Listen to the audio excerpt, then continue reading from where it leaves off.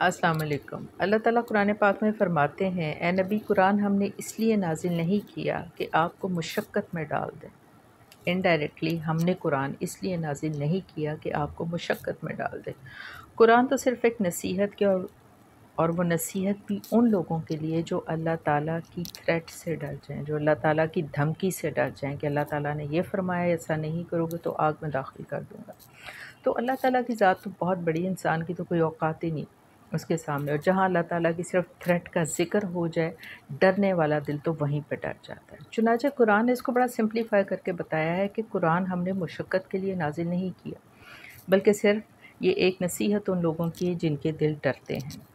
اور اس دوسرے معاملے میں آپ اپنے آپ کو اس ٹینشن میں بھی نہ ڈال لیں کہ جی میں کہتا جا رہا ہوں، یا اس کے علاوہ جو بھی لوگ تبلیغ میں آتے ہیں کہ ہم ایک بات کہتے جا رہے ہیں دوسرا سن نہیں رہا، اس کے لیے اپنی جان کو تکلیف دینے کی کوئی ضرورت نہیں، کیونکہ اللہ کا ذکر یہ قرآن میں لکھا ہوا ہے کہ اللہ کے ذکر سے، نصیحت سے وہی ڈرتا ہے جس دل کو اللہ تعالیٰ نے ہدایت بخش رکھی ہے، جو ڈرنے والا دل ہے۔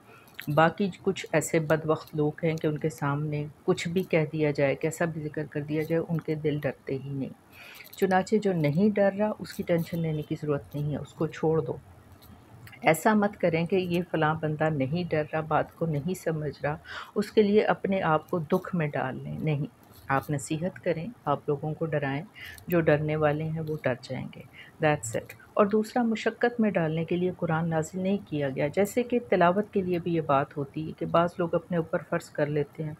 رمضان میں مجھے اپنی ایک آنٹی بھی یاد آتی ہے کہ میں نے روزانہ 10 سپارے ختم کرنے، یعنی اس میں آپ کے اعصاب تھک رہے ہیں، آپ کو نیند آ رہی ہے، یا آپ کا دھیان ہی نماز تلاوت میں نہیں لگا ہوا، لیکن آپ کنٹینیوسلی پڑھتے جا رہے ہیں، اس طرح سے بھی مشقت میں ڈالنا منع ہے۔ اسی سلسلے میں مجھے ایک حدیث یاد آ گئی، نبی کریم صلی اللہ علیہ وسلم گھر میں داخل ہوئے تو ایک رسی لٹک رہی تھی۔ آپ نے پوچھا کہ بھئی یہ رسی کا کیا معاملہ ہے؟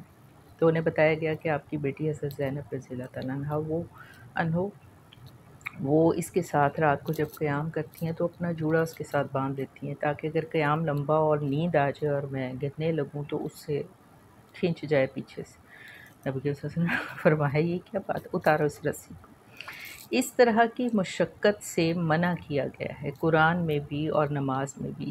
جب تک آپ کے اعصاب، آپ کے ہوش و حواس، آپ کا دل، آپ کی طبیعت آپ کا ساتھ دیتی ہے، تب تک آپ نماز پڑھیں، دھیان کے ساتھ پڑھیں، تلاوت بھی تب تک کریں، اور اسی سے آپ کو ثواب ہے۔ اور اسی طرح لوگوں کو سمجھانے کا معاملہ بھی اس حد تک، جب کوئی سن رہا ہے آپ کی نصیحت کو قبول کر رہا ہے، وہ ڈرنے والا اللہ تعالیٰ سے، اللہ تعالیٰ کی دھمکی سے ڈر رہا ہے، آپ اس کو ڈرائیں، آپ اس کو اللہ کا پیغام پہنچائیں، اور اگر کوئی نہیں مان رہا تو اس کے لیے اپنے آپ کو تکلیف دینے کی کوئی ضرورت نہیں، ہم تک صرف پہنچا دینا ہے۔